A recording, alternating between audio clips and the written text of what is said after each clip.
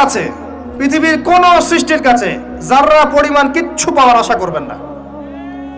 একটু আশা করবেন আপনি কষ্ট পাবেন। কারো কাছে কোনো আশা করতে যায় না, শুধু আল্লাহর কাছে আশা করেন। সমস্ত কাজের প্রতিদান আল্লাহর কাছে চান, পরকালে আপনি সুখে থাকবেন ইনশাআল্লাহ।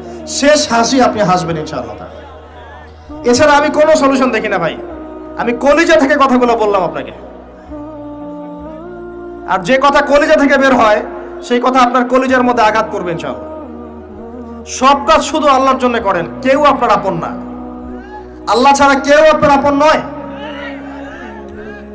আপনি ভুল করবেন যদি আপনি অন্য কাউকে আপন মনে করেন। আপনার পলিটিক্যাল লিডার, আপনার প্রশাসনের স্যার, আপনার পরিবারের স্ত্রী, আপনার সন্তান, হাবি হাবি যা যা আছে, যদি মনে করেন আমার আপনজন, আপনি ভুল করবেন। সবাই সবার স্বার্থ চেনে, সবাই সবার স্বার্থ চেনে। শুধু আল্লাহ আপনাকে নিঃস্বার্থভাবে ভালোবাসেন, আল্লাহ পাক স্বার্থ চান না। সারাটা জীবন পাপ করে থাকলেও একটা বার দাঁড়িয়ে খালি বলেন আল্লাহ আস্তাগফিরুল্লাহ ওয়া আতুবু ইলাইহি, মন থেকে বলেন আল্লাহ আমি ভুল করেছি, আল্লাহ আমাকে মাফ করে দাও। এক মুহূর্তের মধ্যে আল্লাহ পাক আপনার সমস্ত গুনাহগুলোকে নেকিতে পরিবর্তন করে দিবেন ইনশাআল্লাহ। আল্লাহ ছাড়া কেউ নাই আপন। আল্লাহর জন্য খালেস করে ফেলেন নিজেকে, তার দ্বীনের জন্য চেষ্টা করেন। তার দ্বীন আজকে অবহেলিত, তার দ্বীন আজকে অপদস্থ।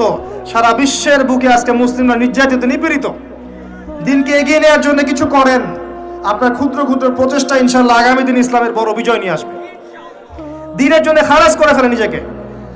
আপনার সময় আছে এখন, জ্ঞান অর্জন করেন, জ্ঞান অর্জন করেন, পড়াশোনা করেন, আলেম ওলামার কাছে গিয়ে ক্লাসিক্যাল বইগুলো পড়েন, প্রজেক্ট রেডি করেন, দাওয়াতি কাজ করেন, বই লিখেন, বক্তব্য দেন, দ্বীনের জন্য করেন।